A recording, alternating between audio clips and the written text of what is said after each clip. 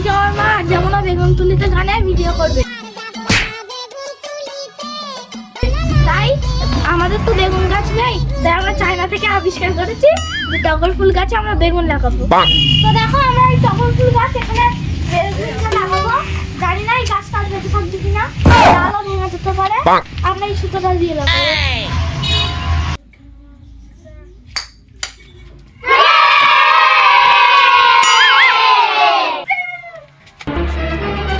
Oh no!